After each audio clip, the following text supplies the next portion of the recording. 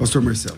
Bom, muito fácil de responder. Quem são as ovelhas que Jesus está falando aqui? São os seus discípulos, que foram alcançados pelo seu chamado. Não tem nada de eleição aqui no texto. Não sei onde você está vendo eleição aqui no texto. O texto é claro. A salvação começa com Deus e termina com Deus. Agora tem a parte humana que vocês, incorretamente atribuem a nós o pelagianismo ou o semi-pelagianismo. O homem tem que crer, porque com a boca se confessa e com o coração se crê. Com o coração se crê e com a boca se confessa que Jesus é o Senhor. Não há nenhuma eleição aqui nesse texto. O texto não está falando de eleição. O texto está falando de Jesus como bom pastor. Ele é o bom pastor mesmo, que deu a sua vida por aqueles que estão perto dele.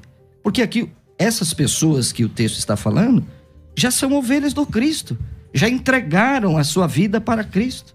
Então, eu não vi nenhum texto bíblico que o Walter disse que ia apresentar, mas, pelo contrário, eu queria que ele me explicasse primeira carta de João, capítulo de número 2, e o verso de número 2, onde é muito... João? Primeira carta, né? Não o evangelho de João, mas a primeira carta de João, capítulo de número 2, e o verso de número 2, onde diz assim, olha o que o nosso amado irmão João disse, capítulo 2, verso de número 2. Ele é a propiciação pelos nossos pecados, e não somente pelos nossos próprios. João está dizendo de quem? Dele, como ovelha de Cristo, como discípulo de Cristo, como aquele que reclinou na cabeça do mestre. Mas olha o que ele diz, mas ainda pelos do mundo inteiro. Mostra para mim a eleição nesse texto. Ok, pastor Walter. Do mundo inteiro, quer dizer, não só judeu, o grego, o gentio também. Pronto, está explicado. Vou continuar o texto lá de João 10. O pastor falou que Cristo ali está falando somente dos seus discípulos. É que, infelizmente, as pessoas fazem teologia, fazem doutrina em cima de texto isolado. No 15. Assim como o Pai me conhece a mim, e eu conheço o Pai, e dou a minha vida pelas ovelhas. Ainda tenho outras ovelhas, não deste aprisco.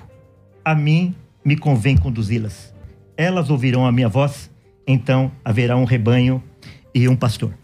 Eu estava falando que essa semana nós comemoramos a Reforma Protestante, e uma das doutrinas que a Reforma Protestante combateu foi essa doutrina da expiação universal, essa doutrina católica romana. Quando nós pegamos lá no concílio da Contra-Reforma, no concílio de Trento, nós vemos lá na seção 6, que fala a respeito da justificação, da soteriologia. No capítulo 3, ele fala assim, quem é justificado por Cristo? E no 795 ele vai responder assim, embora ele tenha morrido por todos, não obstante, nem todos recebem o benefício da sua morte. Então, essa doutrina da expiação universal é uma doutrina católica romana, não tem nada de doutrina protestante. Foi um daqueles erros da igreja romana, da igreja papista, que a Reforma Protestante veio combater. E nós, como protestantes, como evangélicos, como cristãos, nós cremos que Cristo morreu eficazmente. Nenhuma gota do sangue precioso de Cristo se perdeu. Então, todos aqueles pelos quais Cristo morreu, esses serão apresentados diante de Deus no último dia, pelo Filho. Pastor Marcelo. Bom, nós não somos católicos, muito menos papistas. Eu sou bíblico, não é? A dupla predestinação, se o Walter não sabia, começa com Agostinho, viu, seu Walter Regiane, tá? Nos primeiros séculos da igreja, a igreja cria, estude os pais da igreja e para de estudar um pouco Agostinho, né? Marcelo, agora você está sendo deselegante. Peraí, só um minuto. Quando eu acho que ele foi deselegante contigo, naquele momento que você pediu o texto. Você apenas pediu o texto, mas ele foi deselegante, com todo respeito, que vocês merecem. Mas agora, ele apenas tratou aqui do assunto sem te ofender, mas você está sendo deselegante, descortês. Então, me perdoe, então, pastor César. Ok. É porque senão a gente não vai conseguir. Vamos levar o debate no campo das ideias. Não, eu tô levando. Agora é o seguinte, por mim não tem problema nenhum, viu? Eu quero dizer que não tem problema nenhum. O debate sempre acaba trazendo. Mas pela palavra tem, Varão. Não, tudo bem. Então, vamos lá. Vamos sendo cortês um com o outro, que aí fica bom. Se alguém sair do tom, que não seja você, que não seja você, vamos pensar assim. Tá bom, vamos em frente. Eu tô aqui no campo das ideias. Se eu falei muito, se eu falei alguma coisa, eu não tenho nenhum problema em me desculpar aqui, pedir perdão. Acho que não tem nenhum problema disso. Vamos lá. Eu disse assim, que a dupla predestinação começou com Agostinho, não é? Os primeiros pais da igreja, eles criam piamente no sacrifício expiatório de Cristo para todos. E aí com Agostinho, o senhor bem sabe disso.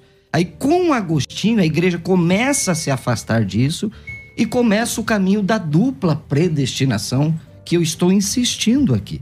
Agora, quando nós lemos todo o Novo Testamento, João 3,16, que eu já apresentei aqui, onde mundo ali é o mundo dos eleitos, gente?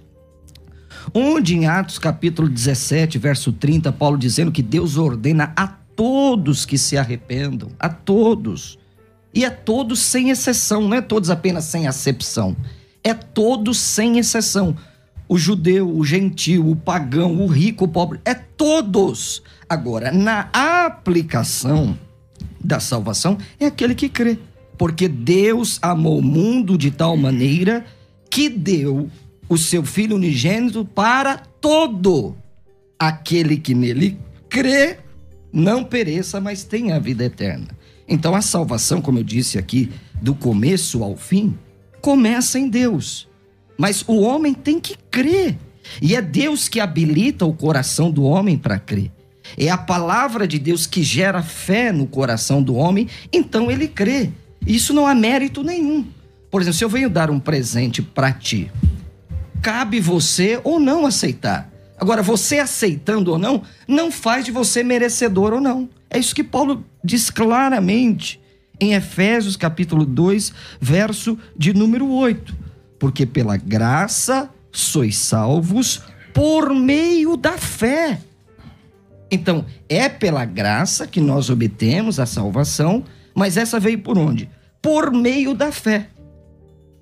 Então é claro esse texto, pastor César, não é? Okay. É claro esse texto de Efésios capítulo 2 e o verso de número 8. Já volto a palavra ao Walter, porque pela graça sois salvos, quer dizer, a salvação é graça de Deus na nossa vida, mediante a fé. E isso não vem de vós, é dom de Deus. Ok. Pastor Walter. É incrível. O desconhecimento da história é... Quando nós falamos em catolicismo romano, nós não estamos falando de catolicismo, nós estamos falando de catolicismo romano, do catolicismo papista. Nós estamos falando do pai da igreja, de Agostinho. Nós estamos falando do Concílio de Trento, o concílio da Contra-Reforma, que trouxe a expiação universal, que reformou a expiação universal, o livre-arbítrio, a graça irresistível, a perda da salvação. Todas essas doutrinas aí, abraçadas aí pelo pastor, pelo que eu pude perceber, nas poucas palavras dele. Então, seguinte, a pessoa, ele pode abraçar e defender essas coisas? Pode. Tudo bem. Nós não podemos fazer nada concernente a isso. Somente o Espírito Santo pode mudar o coração de uma pessoa, abrir os seus olhos, trocar o seu coração. Agora, ela precisa admitir que ela é papista, que ela não é protestante, que ela não abraça as doutrinas da Reforma Protestante.